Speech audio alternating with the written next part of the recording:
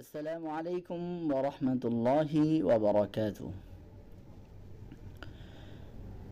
الذي يؤتي ماله يتزكى وما يدريك لعله يزكى। কারিমের একটি শব্দ এক জায়গায় একরকম, যেমন ইয়াতাযাক্কা, আর এই শব্দটি সূরাত আবাসার ৩ নম্বর আয়াতে ইয়াযাক্কা অর্থাৎ তাটাকে পরিবর্তন করে জায়ের সাথে তাকে যা করে দিয়েছে, এরপরে ডাবল যা আসার কারণে ইদগাম করে দিয়েছে ইয়াযাক্কা। তাহলে এখানে এটা ইয়াতাযাক্কা আর সূরাত আবাসের মধ্যে ইয়াযাক্কা, কারণ কি? এর নিগূঢ় রহস্য আছে, আর তা হলো ইয়াতাযাক্কা এখানে অর্থটা হচ্ছে আল্লাদি, যে ইউতি দেয়, দান করে, মালাহু তার মালকে, ইয়াতাযাক্কা যে তার সম্পদকে দান করে মানুষকে দেয় পবিত্রতার নিয়তে।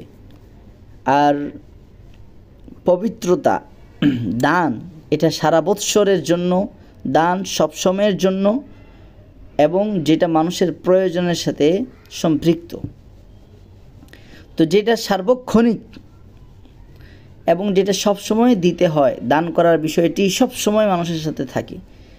তো যেই জিনিসটা সার্বক্ষণিক থাকে, সবসময় থাকে, তাই সেটির জন্য একটি অক্ষর বৃদ্ধি করে ব্যবহার করা হয়েছে, অর্থাৎ তা বৃদ্ধি করে। যেমন আল্লাযী ইউতি মালাহু ইয়াতাযাক্কা, এই ইয়াতাযাক্কার মধ্যে তাটাকে বৃদ্ধি করে আলাদা করে উল্লেখ করা হয়েছে। এবার লক্ষ্য করি ইয়াযাক্কা এই শব্দের প্রতি। আপনাকে কে জানিয়েছে যে সে ইয়াযাক্কা? হয়তো সে ইয়াযাক্কা আত্মশুদ্ধি অবলম্বন করতে পারে।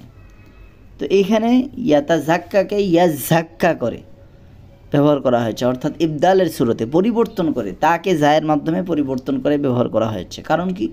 কারণ হলো এটা শুধু একজন ব্যক্তির ক্ষেত্রে, এবং যেটা হৃদয়ের সাথে সম্পৃক্ত, সবার সাথে নয়, বরং একজন ব্যক্তির ক্ষেত্রে এবং নির্দিষ্ট একটি সময়ের জন্য। যেহেতু এটি নির্দিষ্ট এক ব্যক্তির ক্ষেত্রে নির্দিষ্ট সময়ের জন্য, তাই এখানে একটি অক্ষর কমিয়ে ব্যবহার করা হয়েছে, ইয়াযাক্কা।